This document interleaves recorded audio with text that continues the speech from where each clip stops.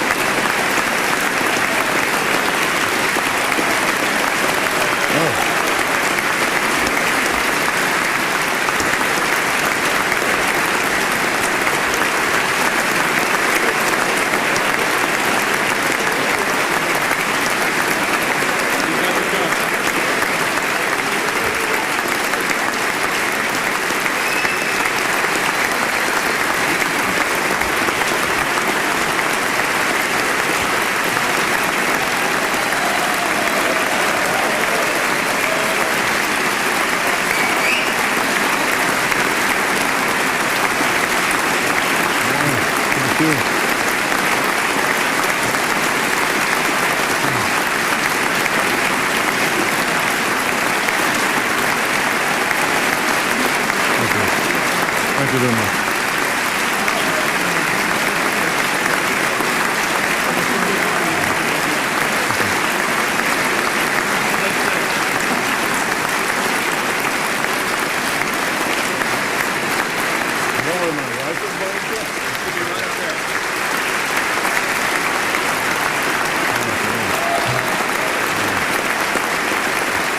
I don't see it.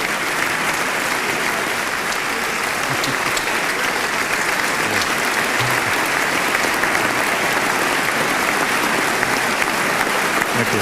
Thank you very much.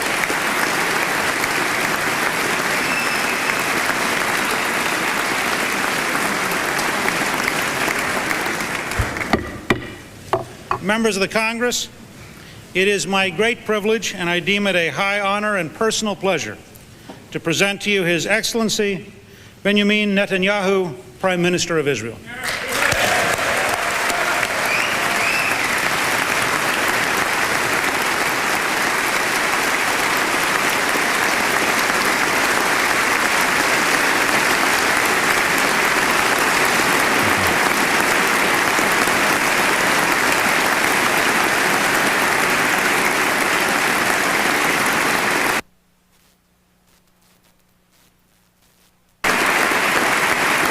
Thank you very much.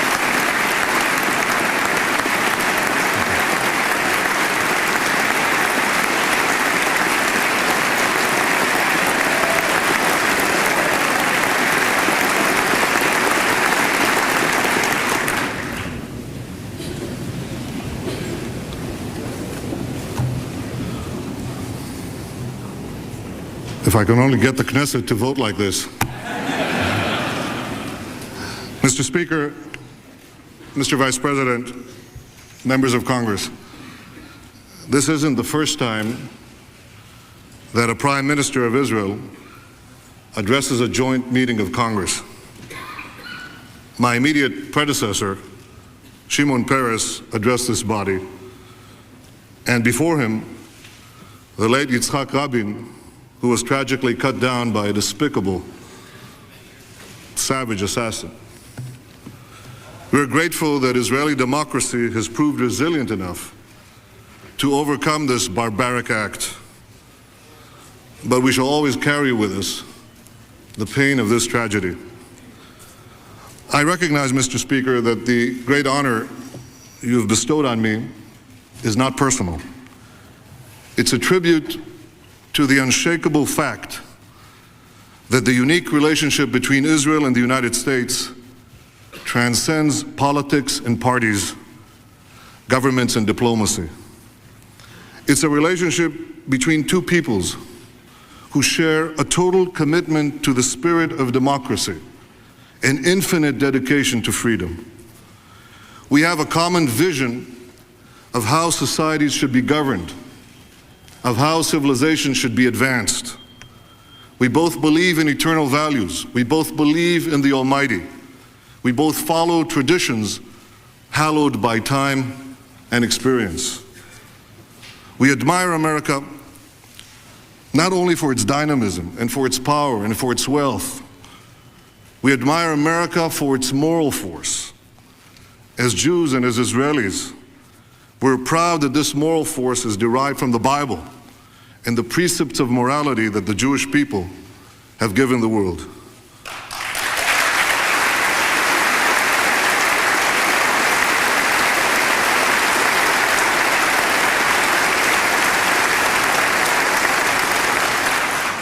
Of course, Israel and the United States also have common interests, but our bonds go well beyond such interests. In the 19th century, citizens of all free states viewed France as the great guardian of liberty. In the 20th century, every free person looks to America as the champion of freedom. Yesterday, my wife and I spent a very moving hour at Arlington National Cemetery, and we saw there the evidence of the price you paid for that freedom in the lives of your best and brightest young men. And it's a toll that is exacted from you, from all of us, but from you these very days. I think it was the terrible misfortune of the Jewish people that in the first half of this century, the United States had not yet assumed its pivotal role in the world. And it has been our great fortune that in the second half of this century, with the miraculous renewal of Jewish nationhood, the United States became the preeminent power in the world. You, the people of America, offered the Jewish state, a fledgling Jewish state, succor and support. You stood by us time and time again against the forces of tyranny and totalitarianism. And I know that I speak for every Israeli and every Jew throughout the world when I say to you today, thank you, people of America.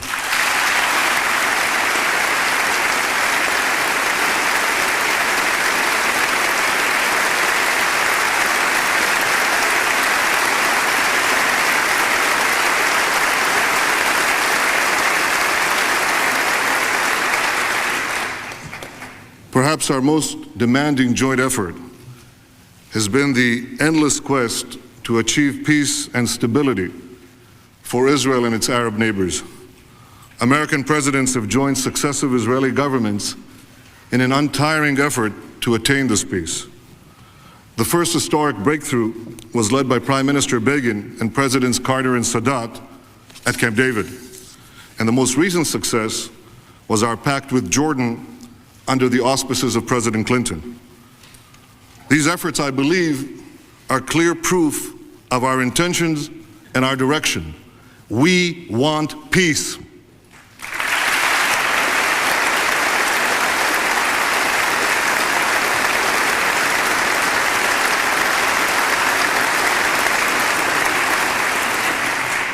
We want peace with all our neighbors.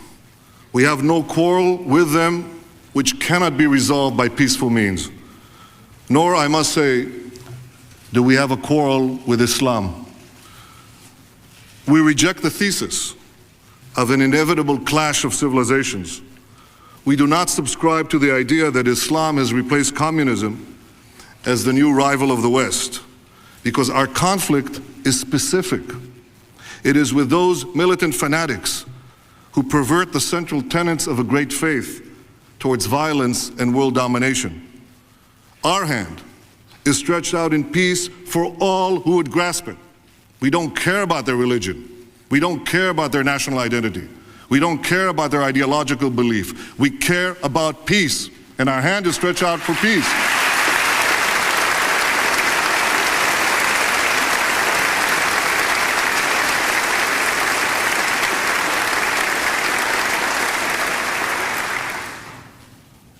Every Israeli wants peace. I don't think there is a people who has yearned or prayed or sacrificed more for peace than we have. There's not a family in Israel that has not suffered the unbearable agony of war and directly or indirectly the excruciating, everlasting pain of grief. The mandate we've received from the people of Israel is to continue the search for an end to wars and an end to grief. And I promise you, we are going to live up to this mandate. We will continue the quest for peace, and to this end, we are ready to resume negotiations with the Palestinian Authority on the implementation of our interim agreement. I want to say something about agreements. Some of you speak Latin, or at least study Latin. Pacta sunt servanta. We believe agreements are made to be kept. This is our policy, and we expect the Palestinian side to abide by its commitments. And on this basis, we'll be prepared to begin final status negotiations as well. We are ready to engage Syria and Lebanon in meaningful negotiations. We seek to broaden the circle of peace to the whole Arab world and the rest of the countries of the Middle East. But I want to make it clear that we want a peace that will last. We must have a peace based on security for all. We cannot, and I might say we dare not forget, that more men, women, and children have lost their lives to terrorist attacks in the last 3 years than in the entire previous decade. I know that the representatives of the United States sitting here, the people of the United States, are now becoming tragically familiar with this experience. You've experienced in places as far afield as New York's World Trade Center, and most recently in Tehran. And I noticed also the recent torchings of Afro-American churches in America, which I must tell you strike a familiar and chilling note among Jews. But I want to try to put the Israeli experience in perspective. And one has to imagine, to do so, to imagine such attacks occurring time and time again in every city, in every corner of this great country. So what we're saying here today is as simple as it is elementary. Peace means the absence of violence. Peace means not fearing for your children every time they board a bus. Peace means walking the streets of your town without the fearful shriek of Katyusha rockets overhead. We just visited with the wife of a friend of mine, the deputy mayor of Kiryat Shmona, who was walking the streets of Kiryat Shmona when the fearful shriek of a rocket overhead burned her car, nearly burned her. And she was miraculously saved, and she's alive, and she's getting better. But peace means that this doesn't happen. Because peace without personal safety is a contradiction in terms. It's a hoax. It will not stand. And what we're facing in the Middle East today is a broad front of terror throughout the area. Its common goal is to remove any Western, and primarily any American, presence in the Middle East. It seeks to break our will, to shatter our resolve, to make us yield. I believe the terrorists must understand that we will not yield, however grave and fearful the challenge. Neither Israel nor any other democracy, and certainly not the United States, must ever bend to terrorism. We must fight it.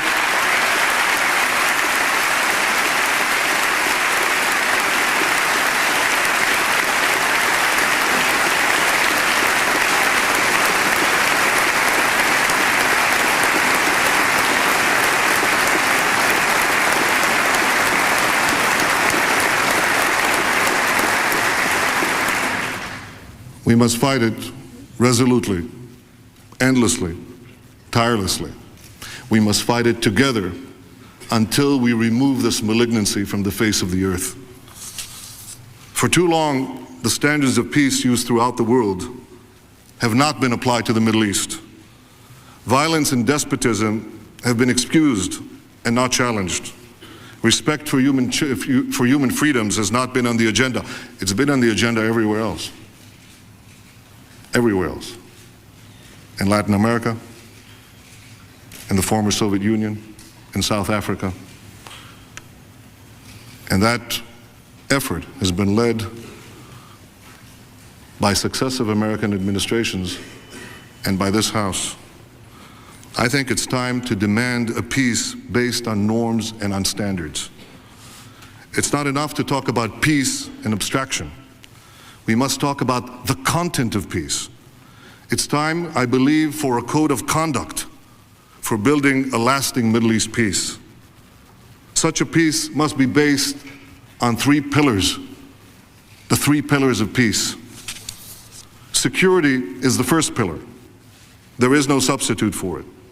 To succeed, the quest for peace must be accompanied by a quest for security. Demanding an end to terrorist attacks is a prerequisite for peace, doesn't give the terrorists veto power over the peace process, because nearly all of the terrorist acts directed against us are perpetrated by known organizations whose activities can be curbed, if not altogether stopped, by our negotiating partners. This means that our negotiating partners, and indeed all of the regimes in the region, must make a strategic choice. Either follow the option of terror as an instrument of policy or diplomacy, or follow the option of peace. But they cannot have it both ways. This choice means that the Palestinian Authority must live up to its obligations it has solemnly undertaken to prevent terrorist attacks against Israel. This choice also means that Syria must cease its policy of enabling proxy attacks against Israeli cities and undertake to eliminate threats from Hezbollah and other Syrian-based groups. This means that the fight against terror cannot be episodic. It cannot be conditional. It cannot be whimsical. It cannot be optional. It must become the mainstay of a relationship of trust between Israel and its Arab partners. The second pillar of peace is reciprocity. This means an unshakable commitment to the peaceful resolution of disputes, including the border disputes between Israel and its neighbors. The signing of a peace treaty should be the beginning of a relationship of reciprocal respect and recognition and the fulfillment of mutual obligations. It should not trigger a round after round of hostile diplomacy. Peace should not be the pursuit of war by other means. A peace without pacification, a peace without normalization, a peace in which Israel is repeatedly brought under attack is not a true peace.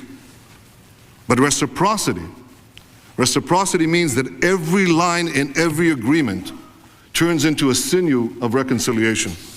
Reciprocity means that an agreement must be kept by both sides. Reciprocity is the glue of mutual commitment that upholds agreements. And this is the second pillar of peace. The third pillar of lasting peace is democracy and human rights. I'm not revealing a secret to the members of this chamber when I say that modern democracies do not initiate aggression. This has been the central lesson of the 20th century.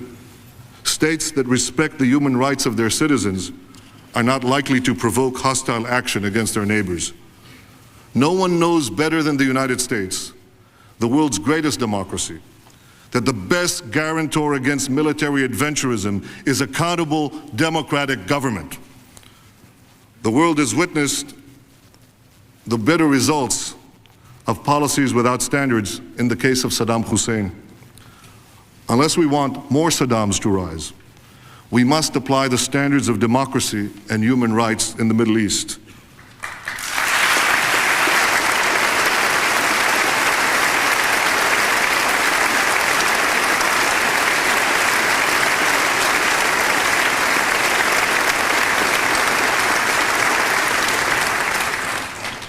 I believe that every Muslim and every Christian and every Jew in the region is entitled to nothing less. I don't think we should accept the idea that the Middle East is the latest or the last isolated sanctuary that will be democracy-free for all time except the presence of Israel. I realize that this is a process. It may be a long-term process, but I think we should begin it. It's time for the states of the Middle East to put the issue of human rights and democratization on their agenda. Democratization means accepting a free press and the right of a legal opposition to organize and express itself. It's very important for the opposition to be able to express itself, Mr. Speaker. I've just learned, and we'll accord that same right, as you know. This is democracy. It's to be able to disagree, to express our disagreements, and sometimes to agree after disagreements. It means tolerance. It means an inherent shift away from aggression toward the recognition of the mutual right to differ. Now, I'll admit, the Middle East as a whole has not yet affected this basic shift, this change from autocracy to democracy. But this doesn't mean that we cannot have peace in the region now, peace with non-democratic regimes. I believe we can. It's a fact that we've had such peace arrangements. But such peace arrangements as we can now arrive at can only be characterized as a defensible peace, in which we must retain assets essential to the defense of our country and sufficient to deter aggression. Until this democratization process becomes a mainstay of the region, the proper course for the democratic world, led by the United States, is to strengthen the only democracy in the Middle East, Israel, and to encourage moves to pluralism and greater freedom in the Arab world. I want to make something clear. We don't want merely peace in our time. We want peace for all time.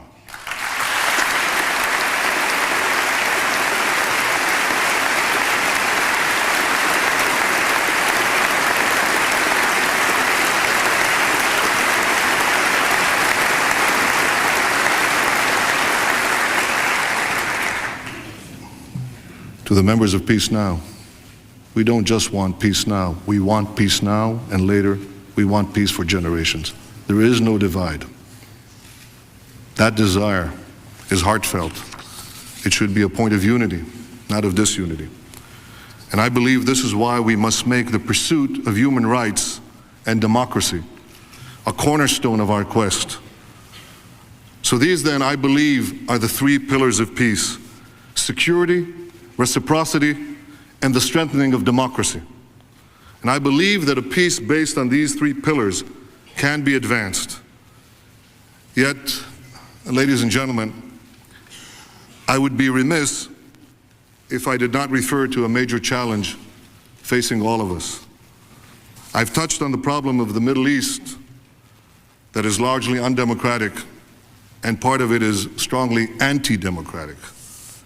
Specifically, it is being radicalized and terrorized by a number of unreconstructed dictatorships whose governmental creed is based on tyranny and intimidation. The most dangerous of these regimes is Iran, that has wed a cruel despotism to a fanatic militancy. If this regime or its despotic neighbor Iraq were to acquire nuclear weapons, this could presage catastrophic consequences, not only for my country and not only for the Middle East, but for all of mankind. I believe the international community must reinvigorate its efforts to isolate these regimes and prevent them from acquiring atomic power. The United States and Israel have been at the forefront of this effort, but we can and we must do much more. Europe and the countries of Asia must be made to understand that it is folly, nothing short of folly, to pursue short-term material gain while creating a long-term existential danger for all of us. I believe that only the United States can lead this vital international effort to stop the nuclearization of terrorist states. But the deadline for attaining this goal is getting extremely close. In our own generation, we've witnessed how the United States averted, by its wisdom, tenacity, and determination, the dangerous expansion of a totalitarian superpower equipped with nuclear weapons. The policy it used for that purpose was deterrence. Now we see the rise of a similar threat, similar and in many ways more dangerous, against which deterrence by itself may not be sufficient. Deterrence must now be reinforced with prevention, immediate and effective prevention. We are confident that America, once again, will not fail to take the lead in protecting our free civilization from this ultimate horror. But ladies and gentlemen, time is running out. We have to act responsibly, in a united front, internationally. This is not a slogan. This is not over-dramatization. This is the life of our world, of our children, and of our grandchildren. And I believe there is no greater, no more noble, no more responsible force than the united force of democracy, led by the greatest democracy, the United States. We can overcome this challenge. We can meet it successfully.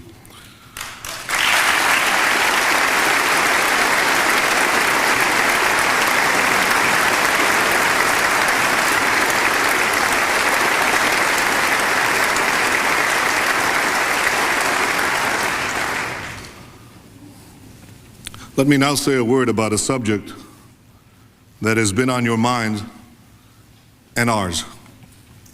And that subject is the city of Jerusalem. Countless words have been written about that city on the hill, which represents the universal hope for justice and peace. I live in that city on the hill.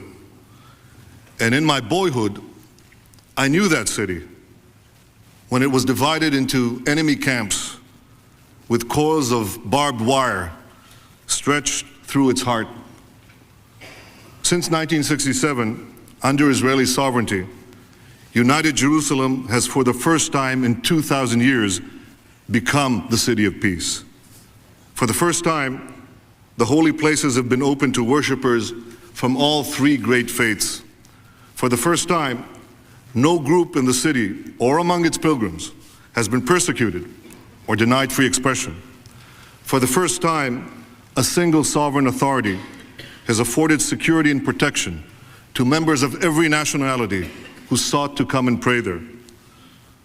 There have been efforts to redivide this city by those who claim that peace can come through division, that it can be secured through multiple sovereignties, multiple laws, multiple police forces. This is a groundless and dangerous assumption, and it impels me to declare today, there will never be such a redivision of Jerusalem. Never.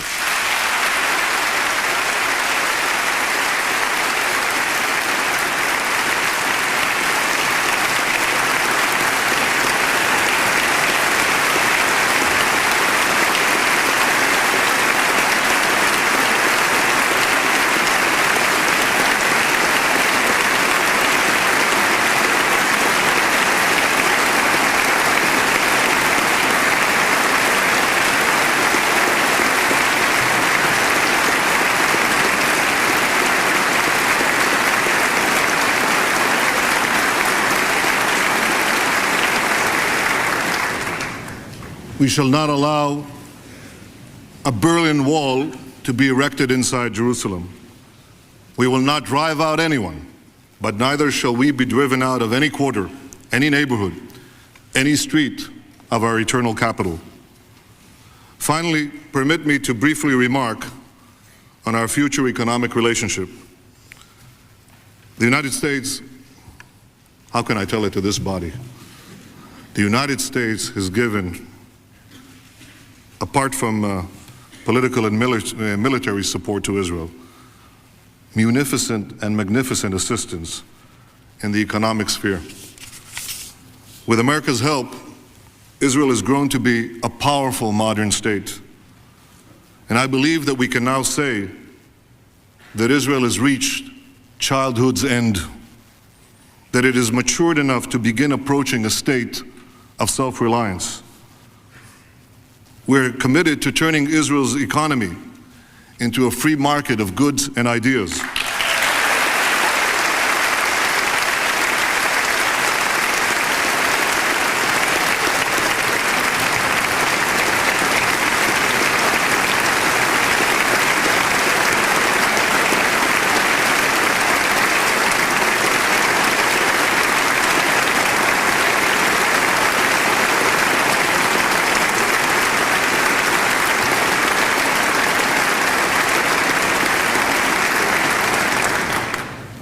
And I believe that such a free market of goods and ideas is the only way to bring ourselves to true economic independence.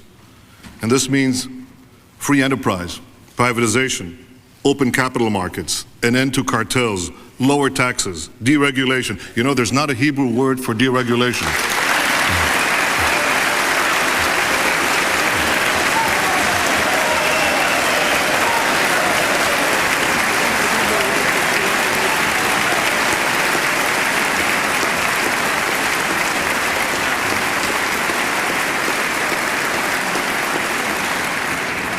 By the time this term of office in Israel is over, there will be a Hebrew word for deregulation. But may I say something that unites all of us across the political divide? I'm committed to reducing the size of government, and I'm quoting Speaker Gingrich, quoting President Clinton, saying that the era of big government is over. It's over in Israel too.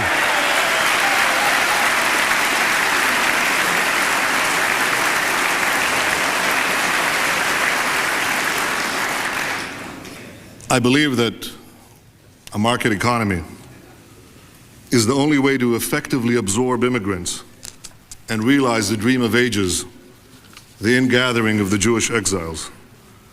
To succeed, we must uphold the market economy as the imperative of the future.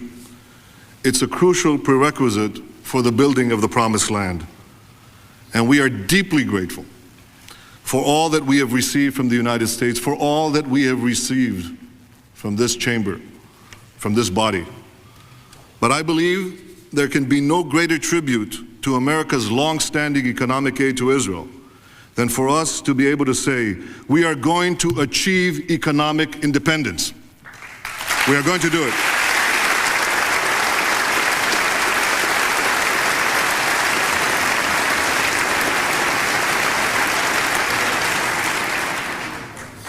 In the next 4 years, we are going to begin the long-term process of gradually reducing the level of your generous economic assistance to Israel.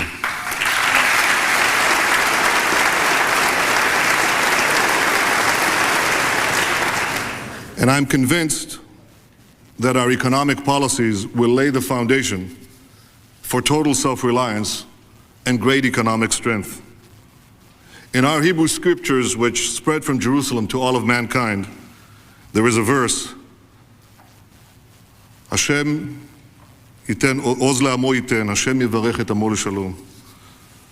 God will give strength to his people. God will bless his people with peace.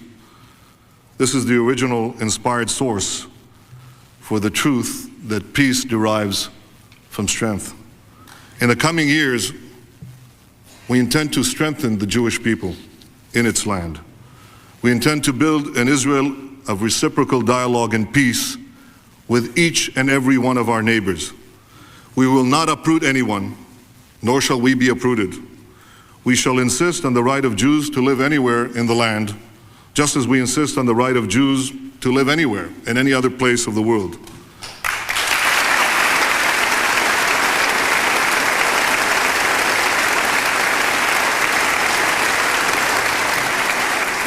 We will build an Israel of self-reliance. We will build an Israel with an undivided and indivisible city of hope at its heart. We will build a peace founded on justice and strength and amity for all men and women of goodwill. And I know that the American people will join us in making every effort to make our dream a reality. As I know that the American people will join us in prayer. God will give strength to his people. God will bless his people with peace. Thank you very much.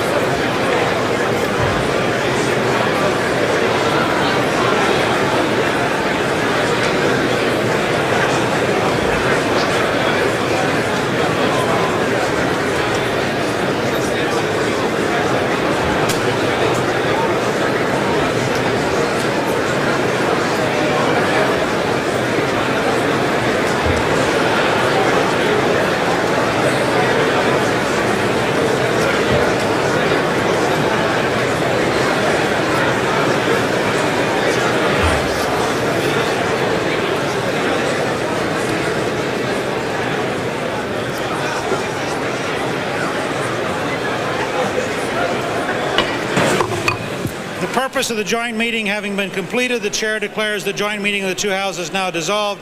The House will continue in recess until 11:30. See you later. Vice President. Okay. Give temporary regard.